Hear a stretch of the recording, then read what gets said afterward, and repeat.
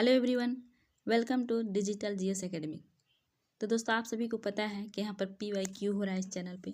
तो आप लोगों को यहाँ पर ओरिजिनल जो आया हुआ क्वेश्चन है उससे आज हम ले करके आए हैं और ये है पेडागोजी।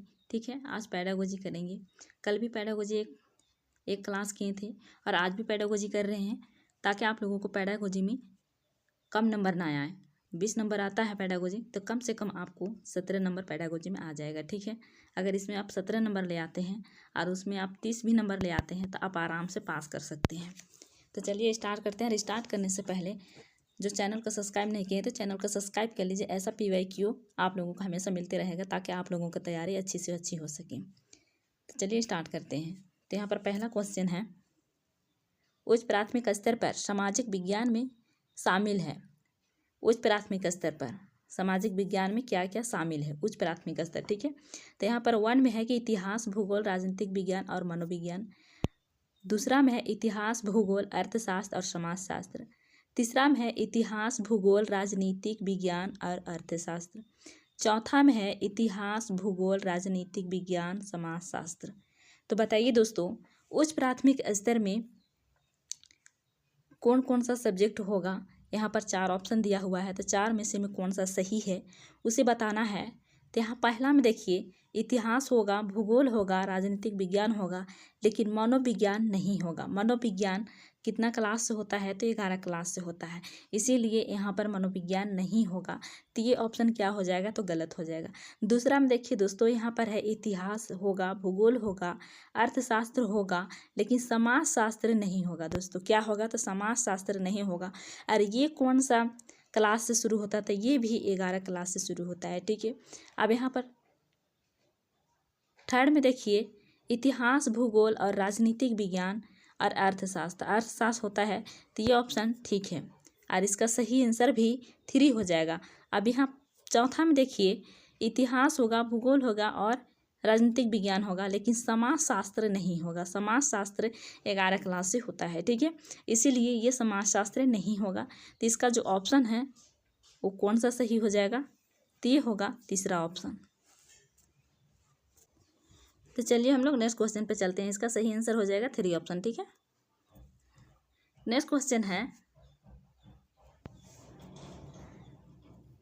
आगमनात्मक अधिगम निम्नलिखित में से किस विधि का विरोधाभासी है। एक में है व्याख्यात्मक शिक्षण, दूसरा में है संरचनात्मक प्रशिक्षण और तीसरा में है अनुकरण और चौथा में है निपुणतात्मक अधिगम। तो बताइए यहाँ पर कौन सा सही हो जाएगा। तो दोस्तों यहाँ पर जो सही ऑप्शन हो जाएगा वो हो जाएगा 1 हो जाएगा।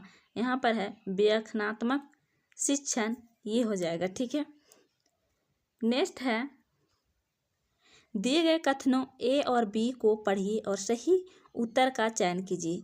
जो सही है उसे चयन करना है। ठीक है, ए में क्या है तो ए में है आलोचनात्मक सोच धारणाओं के निर्माण तथा विचारों के अनुप्रयोग और विस्तार को बढ़ावा देती है।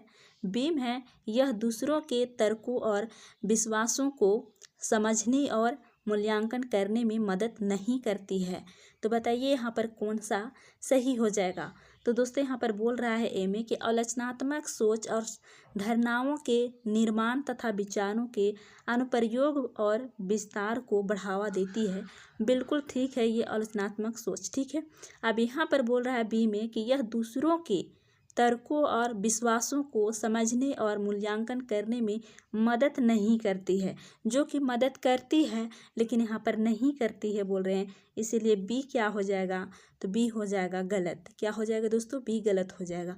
पेडागोजी का मतलब होता है कि छे अच्छा से समझे और बच्चों की तरफ ही ये एक्यूरेट हो। ठीक है, तो यहाँ पर बोल रहा है कि मदद नहीं करते हैं, तो इसीलिए ये असत्य हो जाएगा। ठीक है, बी ऑप्शन गलत हो जाएगा। तो देखिए जहाँ पर भी बी गलत हो जाएगा वही ऑप्शन राइट हो जाएगा। ए सत्य है और बी असत्य है, तो यही ऑप्शन राइट हो जाएगा। ठीक है, चलिए हम लोग नेक्स्ट क्वेश्चन पर चलते हैं। नेक्स्ट क्वेश्चन है कि अनुभवजन्य साक्षी क्या है। अनुभवजन्य साक्षी क्या है। तो एक में है इंद्रियों के माध्यम से वास्तविक दुनिया में एकत्रित आंकड़े, दूसरा में है अनुसंधान के लिए एक संख्यात्मक दृष्टिकोण। तीसरा में है मैट्रिक इकाइयों में पाए गए आंकड़े। चौथा में है आंकड़ों के संग्रह के विश्वसनीय तरीकों का उपयोग कर एकत्रित आंकड़े। तो बताइए इसमें क्या हो जाएगा सही।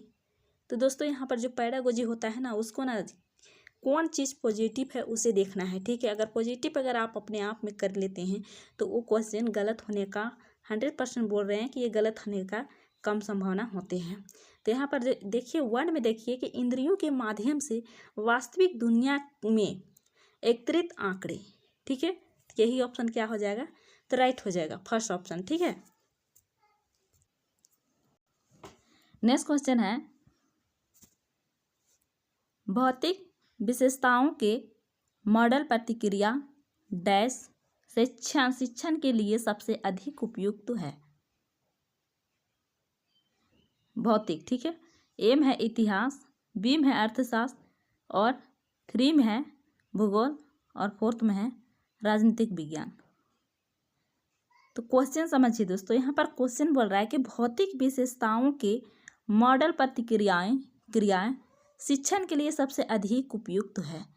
तो मॉडल प्रक्रियाएं ये भौतिक किससे संबंधित होगा, तो दोस्तों ये होगा भूगोल से। किससे होगा, तो भूगोल से होगा, इसीलिए इसका आंसर क्या होगा, तो भूगोल हो जाएगा, यानी थर्ड ऑप्शन राइट हो जाएगा, ठीक है। चलते हम लोग नेक्स्ट क्वेश्चन पर। नेक्स्ट क्वेश्चन है स्थानीय समाचार पत्र से मौसम की जानकारी का संग्रह किस प्रकार का स्रोत है। 1 में है प्राथमिक स्रोत, बी में है द्वितीय और 3rd में है तृतीय और 4th में है प्राथमिक और तृतीय दोनों। तो बताइए इसमें क्या हो जाएगा सही आंसर। तो यहाँ पर क्वेश्चन आप समझिए कि स्थानीय समाचार पत्रों से मौसम की जानकारी का संग्रह किस प्रकार का स्रोत है।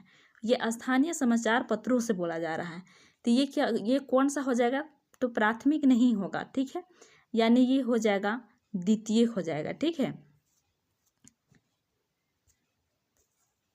नेक्स्ट क्वेश्चन है सीखने की अक्षमता वाले शिक्षार्थी किस प्रकार की कक्षा में अन्य छात्रों के साथ सीखते हैं। ए में है अन्य, बी में है विशेष और 3 में है समावेशी और 4th में है आधुनिक। तो बताइए इसमें सही क्या हो जाएगा। तो दोस्तों यहाँ पर जो बोला जा रहा है कि सीखने की अक्षमता वाले शिक्षार्थी किस प्रकार की कक्षा में अन्य छात्रों के साथ सीखते हैं। अन्य छात्रों के साथ, तो अन्य छात्रों के साथ सीखते हैं, तो ये किससे सीखते हैं, तो ये सीखते हैं समावेशी शिक्षा, ठीक है। 3 ऑप्शन इसका राइट हो जाएगा। नेक्स्ट क्वेश्चन है निम्नलिखित सिद्धांत किसने दिया। निम्नलिखित सिद्धांत किसने दिया।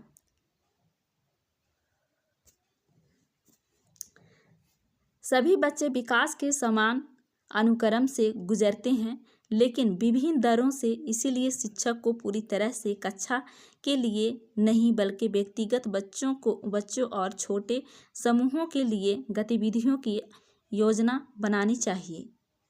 क्या बनाना चाहिए, तो योजना बनानी चाहिए। तो इसका जो सही हो जाएगा वो कौन हो जाएगा, ये मतलब कौन ऐसा सिद्धांत दिया है, तो यहाँ पर C.L. ओगडेन, बी में है D. पर्सरेल और 3 में है J.H. बेल और 4th में है J. प्याजे। ये मनोविज्ञान का है, लेकिन एक क्वेश्चन यहाँ पर टपक गया है, तो इसे भी देख लीजिए इसने किसने ये सिद्धांत दिया है। तो दोस्तों ये सिद्धांत तो किसने दिया है, तो ये सिद्धांत दिया है जेन प्याजे ने दिया है, ठीक है, यानी 4th ऑप्शन सही हो जाएगा। नेक्स्ट क्वेश्चन है कि कक्षा में सहकारी शिक्षा को बढ़ावा देने के लिए एक शिक्षक को क्या चाहिए। 1 में है छात्रों को बहस और चर्चाओं में लगाए, दूसरा है उन्हें व्यक्तिगत परियोजनाएं दे, तीसरा है काम के लिए कक्षा को छोटे समूहों में विभाजित करे और चौथा है परियोजना को करने के लिए उन्हें विभिन्न स्रोत प्रदान करें। तो बताइए इसका जो सही आंसर हो जाएगा वो कौन हो जाएगा। तो देखिए दोस्तों 1 ऑप्शन में क्या लिखा हुआ है कि छात्रों को बहस और चर्चाओं में लगाए। यहाँ पर बहस और चर्चाओं में लगाने के लिए बोल रहा है, तो तो इसी काम को करना है, मतलब एक दूसरे से बात को आदान प्रदान करना, ठीक है। इससे बच्चे क्या होगा, तो एक दूसरे के बातों को समझेगा और समझ करके वो बात करने के लिए उस झिझक उसके अंदर जो वो भी कम हो जाएगा और वो सीख भी जाएंगे, ठीक है। तो इसीलिए इसका आंसर हो जाएगा ए ऑप्शन, ठीक है, मतलब 1 हो जाएगा। नेक्स्ट चलते हैं, नेक्स्ट क्या है, तो नेक्स्ट है दोस्तों कि एक आत्मनिर्देशित आत्म अनुशासित सोच जो एक उचित तरीके से गुणवत्ता के उच्चतम स्तर पर तर्क करने का प्रयास होती है, उसे कहते हैं, उसे क्या कहते हैं, ठीक है। तो चलिए इसे एक में है आलोचनात्मक सोच, दूसरा में है जटिल सोच, तीसरा में है बुद्धिमान सोच और चौथा में है अमूर्त सोच। तो इसका आंसर दीजिए। तो इसका क्या हो जाएगा आंसर, तो इसका आंसर हो जाएगा दोस्तों आलोचनात्मक सोच। क्या हो जाएगा, तो आलोचनात्मक सोच हो जाएगा, ठीक है। जटिल सोच नहीं होगा, बुद्धिमान सोच नहीं होगा, अमूर्त सोच नहीं होगा, बल्कि इसमें सोच हो जाएगा आलोचनात्मक, ठीक है। नेक्स्ट क्वेश्चन है अजंता गुफा चित्रों में इस्तेमाल किए गए रंग निम्नलिखित में से किस सामग्री से प्राप्त किए गए हैं। ये पेडागोजिक क्वेश्चन नहीं है, ठीक है, ये हिस्ट्री से क्वेश्चन है।